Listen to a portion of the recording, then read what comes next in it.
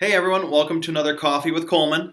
It is a kind of a gloomy Friday afternoon, but that's okay. We're here to talk some numbers and some stats.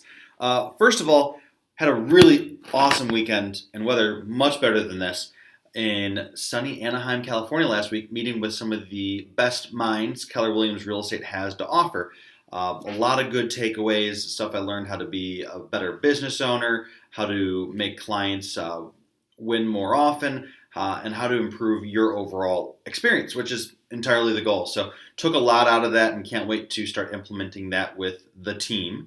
But in the meantime, my mind was in kind of a different place when I wanted to do this video. And it's what the numbers look like for the first part of 2018. And the reason I'm saying this, it felt like a really funny January, and it actually was. We were lucky enough to get a number of clients under contract, both buyers and sellers, and but it just all felt a little odd in comparison to what we've felt in previous years. So just wanted to share, and I can't even make sense of it all, but just have a bunch of numbers here. I'm going to put the reports on the blog, so if you want to see these in more full detail, let me know. But overall, for DC, you're looking at listings were down 2.5%, which is kind of negligible in the grand scheme of things. You're looking at 853 in 2017 versus 830 in 2018. The thing that I know that other people might not know is last year was especially low inventory. So the fact that it dipped down a little bit further was surprising to me. I thought that we might see a little bit of an influx. So that was something I took away from that. The other interesting aspect was the median sales price, which for overall in DC went down 4.3% from 527 to 504, which felt funny to me as well because it seemed like everywhere I was going there was being bidding wars, multiple offers, no property was left unscathed. And in some respects, I'm validated by that with these little average days on market. It's 44 when the average is usually 50, so that's 6 down from the average. And across the board, you're seeing that for all different types of homes. The other interesting thing I wanted to show you was I did pull out a couple of zip codes. And I knew that a couple of people had asked me kind of what's happening.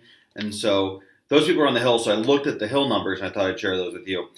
So the Hill was down over 25% in inventory. Let me repeat that. Over 25% down in inventory. There's only 127 listings in 20002 last year. And this year, there was only 93 through the month of January. So if you felt a crunch and you weren't able to find a property on the Hill, that's a start. Not to mention, you had your average days on market down across the board.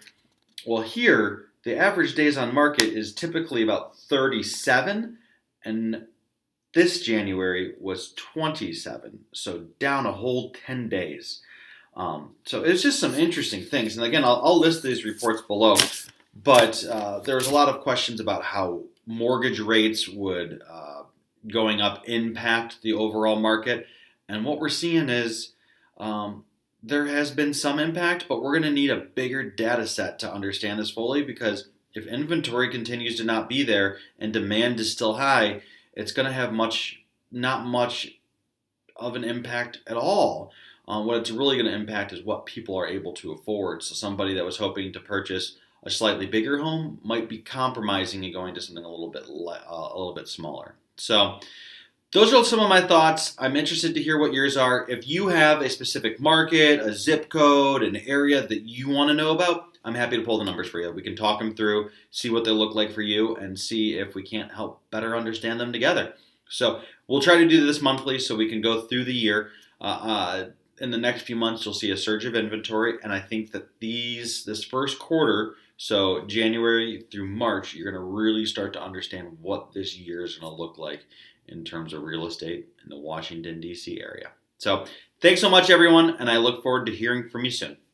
Bye.